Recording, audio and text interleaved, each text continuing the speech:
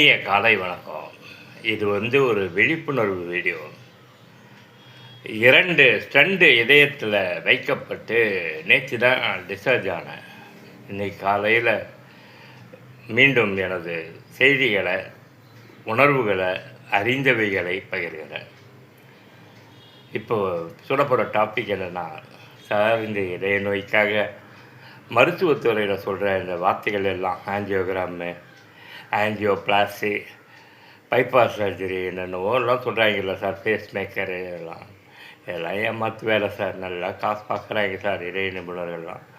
மருத்துவமனைகள் பகல் கொள்ளை அடிக்குது சார்.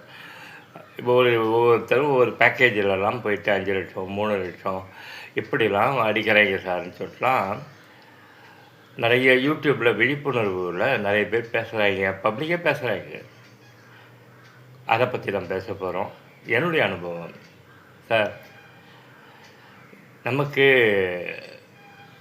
வாரிசுகள் இருந்தால் வாழ்க்கையில் ஒரு நம்பிக்கை இருக்கும். பேர குழந்தைகளோட வாழ்கிறான்.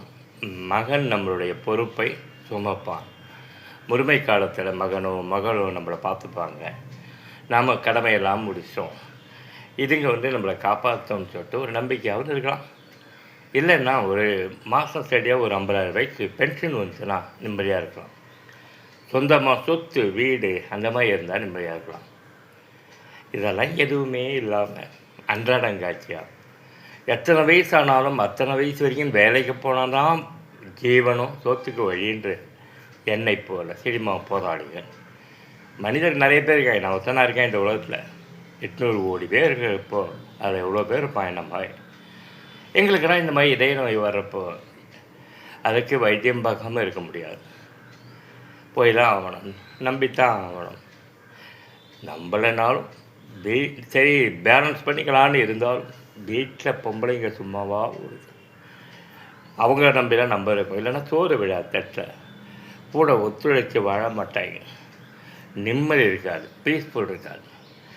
இப்போ எடுங்க, எனக்கு ஆஞ்சியோபிளாஸ்டி ஆப்ரேஷனுக்கு ஒரு 2-3 லட்ச ரூபா செலவு பண்ணிட்டேன். வந்தால் இதெல்லாம் ஏமாற்று வேலைங்க, இதெல்லாம் ஒன்றும் கிடையாதுங்கன்றாங்க. ஆனால் பண்ணிட்டு வரேன். ஏன் பண்ணிட்டு வரேன்? உன் கணக்கு நம்ப மாட்டேன்ற, என் கணக்கு இதுவரையாவது கொஞ்சம் இந்த இதய நோய் குறையும். நம்ம வலி தாங்க முடியலையாடா, ஆட்டை பிடிச்சிக்கிட்டு அதனால் வேலைக்கு போக முடியாடா. வேலைக்கு போனால் தானடா நான் வாழ முடியும். எப்படி எதையாவது ஒன்றத்தை நம்பணுங்க. கடவுள் இருக்கான்னு நம்பணும், கடவுள் இல்லைன்னாவது நம்பணும். ஆனால் நம்பிட்டா நம்பிக்கையில் உறுதியாக இருக்கணும். உறுதியாக இருக்கணும்.